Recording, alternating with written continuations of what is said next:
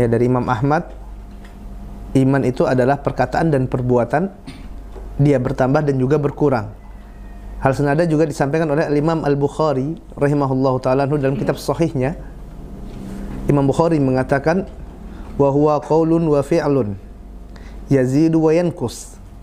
Imam Bukhari dalam kitab sahihnya mengatakan bahwasanya iman itu adalah perkataan dan perbuatan yang dia bertambah dan berkurang.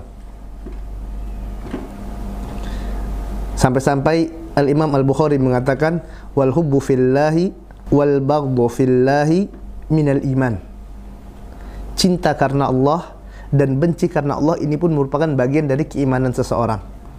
Seseorang yang mencintai saudaranya karena Allah Azza wa Jalla dan membenci seseorang dikarenakan Allah, ini pun merupakan bagian dari keimanan yang ada pada dirinya.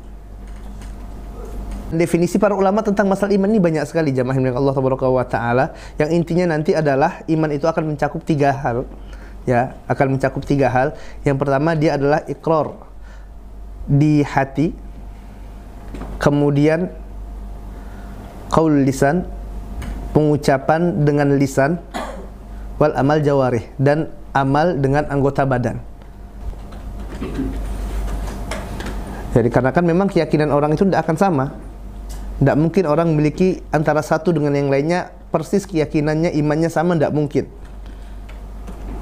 Ya, banyak faktor yang akan menyebabkan keyakinan seseorang itu berbeda antara satu dengan yang lainnya. Seorang yang dia baru mendapatkan khobar dari seseorang, dia misalnya mendapatkan kabar dari temannya bahwasanya di Singkawang itu ada air terjun.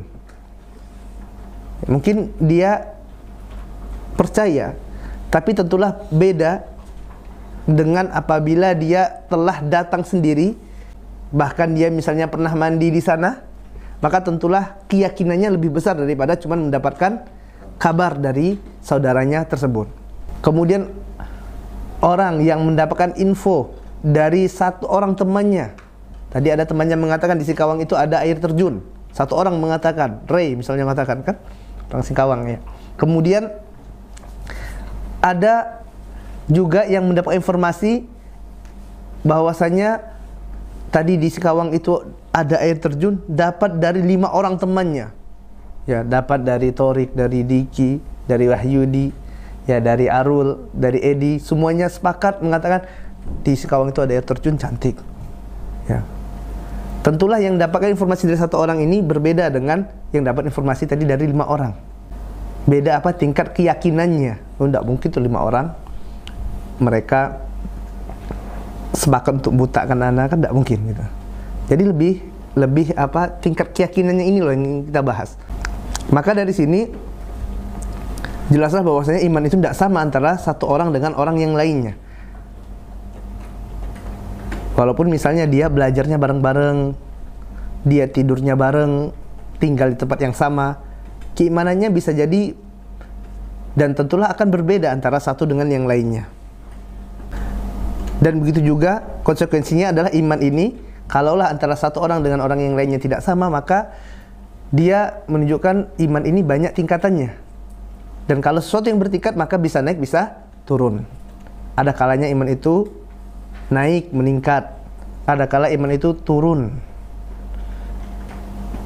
Dan meningkatnya iman, ya Syekh Muhammad bin Shalih Al-Utsaimin rahimahullahu ta'ala anhu mengabarkan tentang beberapa sebab bertambah dan berkurangnya iman seseorang. Sebab bertambahnya iman, kata Syekh Muhammad bin Shalih Al-Utsaimin, yang pertama adalah ma'rifatullah. Yaitu apa? Seseorang mengenal Allah Azza wa Jalla, mengenal Rabbul Alamin, mengenal Allah, mengenal nama-namanya, mengenal sifat-sifatnya. Yang mana setiap ma'rifatullah, seorang itu dia semakin mengenal Allah, maka akan semakin bertambah keimanannya. Semakin dia yakin Allah itu Ar-Rahman, dia semakin yakin Allah itu Ar-Rahim, dia yakin Allah itu Maha Penerima Taubat. Beda dengan orang yang tidak mengenal Rabbnya, tidak mengenal Allah Azza wa Jalla. Semakin dia mengenal Allah, mengenal nama-namanya, mengenal sifat-sifatnya, maka imannya pun akan terus bertambah. Semakin dia mengenal Allah, maka tingkat keimanan pun semakin tinggi, semakin meningkat. Ini yang pertama, yaitu adalah ma'rifatullah. Agar seorang dapat meningkatkan imannya kepada Allah, dia harus mengenal Allah Azza wa Jal, mengenal Rabb-Nya, Rabb yang menciptakannya, yang memberikan kepadanya rezeki, yang menjaganya, yang menghidupkannya, yang mematikannya. Dia harus mengenal Rabb tersebut, mengenal Allah Azza wa Jalla. Kemudian yang kedua adalah memperhatikan tanda-tanda kebesaran Allah, memperhatikan ayat-ayat Allah, baik itu kauniyah ataupun syar'iyah. Ayat kauniyah, misalnya dia merenungkan ciptaan-ciptaan Allah, subhanallah, langit yang luas, tidak ada tiangnya, bumi yang terhampar luas, subhanallah. Bahkan pada dirinya sendiri itu terdapat tanda-tanda kebesaran Allah. Allah tabaraka wa ta'ala katakan dalam Quran surah Dzariyat ayat 20-21, A'udzu billahi minasyaitonir rajim. Wa fil ardi ayatun lil muqinin, kata Allah. Wa fi anfusikum afala tubsirun. Dan di bumi itu terdapat tanda-tanda kebesaran Allah bagi orang-orang yang yakin. Lil muqinin, bagi mereka yang yakin, lihat tuh di bumi itu banyak sekali tanda-tanda kebesaran Allah. Bahkan pada diri kalian, kata Allah, wa fi anfusikum. Bahkan kalian lihat diri kalian, bagaimana jantung memompa darah, bagaimana ginjal, bagaimana kerja paru-paru, itu subhanallah. Afala tubsirun, tidakkah kalian memperhatikan? Ini ayat-ayat kauniyah. Melihat, ya Allah, ini manusia, subhanallah, manusia berkumpul ratusan tahun, siapapun dia, orang paling pintar sekalipun tidak bisa bikin manusia yang sama dengan apa yang diciptakan oleh Allah Azza wa Jalla. Bikin robot, gerakannya kaku, tidak sama dengan manusia. Bikin telur, tidak netas-netas. Ini bikinan manusia. Maka dengan merenungkan ayat-ayat Allah, maka akan bertambah keimanan seseorang. Kemudian yang ketiga, yaitu melaksanakan ketaatan kepada Allah Azza wa Jalla. Seorang yang mengerjakan amal soleh, maka akan meningkat keimanannya. Apapun bentuk amal soleh tersebut, apapun bentuk ketaatan tersebut, baik itu qauliyah ataupun fi'liyah, baik amal soleh itu berupa perkataan ataupun amal soleh berupa perbuatan. Apabila dia lakukan ketaatan tersebut, maka akan meningkatkan keimanannya kepada Allah tabaraka wa ta'ala. Qauliyah, misalnya dia berzikir kepada Allah, maka dengan zikir meningkatkan keimanannya kepada Allah. Zikir pagi petang, zikir setelah sholat, ya subhanallah, senantiasa berzikir kepada Allah, meningkat keimanannya, bertambah keimanannya. Adapun fi'liyah, amal soleh, ketaatan kepada Allah banyak. Solat, ketaatan kepada Allah meningkatkan keimanan seseorang. Puasa, haji, ini semuanya akan meningkatkan keimanan. Adapun penyebab berkurangnya iman, kata Syekh Muhammad bin Shalih Al-Utsaimin rahimahullahu ta'ala, yang pertama adalah al-jahlu, yaitu apa? Kejahilan, kebodohan. Ini yang sebab menjadikan iman itu berkurang. Dan yang paling penting adalah jahil terhadap Allah Azza wa Jal. Dia bodoh, tidak mengenal Tuhannya, jahil terhadap nama-nama Allah, terhadap sifat-sifat Allah. Makanya kita dapati terkadang ada sebagian orang yang mereka berputus asa dengan rahmat Allah, melakukan dosa besar, melakukan kemaksiatan, ya udahlah, berputus asa, mendapatkan musibah demi musibah, bunuh diri. Tidak kenal dengan Rabb-Nya Allah Azza wa Jal. Dia tidak mengenal Tuhannya, tidak mengenal Rabb yang menciptakannya, Rabb yang memberikan kepadanya rezeki, yang senantiasa menjaganya. Maka orang yang jahil seperti ini, yang bodoh, yang dia tidak mengenal Rabb-Nya, tidak mengenal nama-nama Allah, tidak mengenal sifat-sifatnya, maka akan menjadikan iman ini terus semakin turun, semakin berkurang. Kemudian yang kedua, Dia berpaling dari tafakkur. Dia tidak mau tafakkur, tidak mau memikirkan ayat-ayat Allah, baik itu kauniyah maupun syar'iyah. Dia pergi ke pantai, udah main-main saja. Ya, tidak dia pikiran tuh gimana tuh kok ombak bisa seperti itu, air yang banyak ini siapa menciptakannya, kok air laut bisa asin. Dia tidak berpikir, jamaah milik Allah Subhanahu wa ta'ala, itu kok bisa ya kapal itu berjalan di atas air, kok bisa pesawat itu terbang, itu kok bisa burung-burung terbang, subhanallah. Ya, tanda-tanda kebesaran Allah. Dia tidak mau berpikir, tidak mau memikirkan ayat Allah. Nah, sehingga imannya pun semakin lama semakin merosot, semakin turun. Kemudian yang ketiga adalah berbuat maksiat. Dan maksiat ini dia adalah sesuatu yang sangat besar sekali pengaruhnya bagi hati-hati seseorang. Dia sangat besar pengaruhnya bagi keimanan, bagi turunnya iman tersebut. Ya, ini maksiat.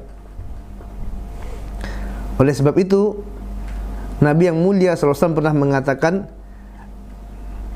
la yazni zani hina yazni wa huwa mu'min. Ya, tidaklah berzina seorang pezina itu sedangkan dia dalam keadaan beriman. Ya, ini menunjukkan bahwasanya dengan zina imannya turun. Bahkan para ulama mengatakan ya bahwasanya maksiat itu dihlizul kufur. Maksiat adalah apa? Corong dari kekufuran. Semakin dia bermaksiat, maksiat, maka semakin dekat dia dengan kekufuran. Semakin turun imannya sampai titik yang paling rendah. Ya, akhirnya dia bisa mudah untuk keluar dari agama Islam. Ini dampak maksiat. Makanya kita dapati para pelaku dosa besar, misalnya orang yang senantiasa berzina, minum khamar, ya maksiat suka membunuh. Ya, ini mudah sekali dia nanti untuk berpaling, berpindah, ya keluar dari agama Islam, murtad. Berbeda dengan orang yang senantiasa menuntut ilmu, memelihara sholatnya, ya kemudian berpuasa, sedekah, melakukan amal-amal soleh. Ini sangat jauh sekali dari kekufuran orang-orang yang semisal ini. Namun kalau dia senantiasa maksiat, terus dia maksiat, maka orang sepertinya akan mudah sekali murtad, keluar dari agama Islam. Kemudian yang keempat adalah meninggalkan ketaatan. Apabila ketaatan itu berupa kewajiban, kemudian dia tinggalkan dan dia tidak ada uzur untuk meninggalkannya, maka ini merupakan kekurangan yang dicela dan dia berhak untuk ya mendapatkan iqab, ya mendapatkan sanksi dari Allah Azza wa Jalla. Namun jika ketaatan itu bukanlah merupakan sesuatu yang wajib atau berupa kewajiban, namun dia tinggalkan karena adanya uzur, ya karena adanya alasan yang sesuai dibenarkan oleh syariat, maka ini pun merupakan kekurangan. Namun kekurangan ini tidaklah menjadikan pelakunya dicela. Kenapa? Karena ada uzur. Oleh sebab itu Rasul yang mulia sallallahu alaihi wasallam mengatakan bahwasanya wanita itu sebagai seorang yang kurang akalnya dan kurang agamanya. Ya, perempuan itu kurang akal dan kurang agamanya. Kenapa? Hal ini dikarenakan disebut wanita itu kurang agamanya, ya karena wanita ini dia sewaktu haid, maka mereka ini para wanita tidak sholat, ya kemudian juga tidak berpuasa. Makanya dikatakan ya kurang agamanya. Namun tidaklah mereka dicela dikarenakan tidak sholat dan tidak puasa tersebut, dikarenakan meninggalkan kewajiban ini. Kenapa? Karena ini adalah sesuatu uzur yang dibenarkan dalam syariat. Namun kita lihat di sini, ya Rasul yang mulia SAW mensifati mereka dengan apa? Dengan kurang, ya kurang agama dan kurang akalnya. Ya maka seorang yang meninggalkan kewajiban ini akan menjadikan imannya berkurang. Kalaulah seandainya yang tadi ada uzur saja, ini disebut oleh Rasul yang mulia SAW sebagai kurang, lalu bagaimana yang tidak ada uzur meninggalkan kewajiban yang Allah tabaraka wa taala perintahkan.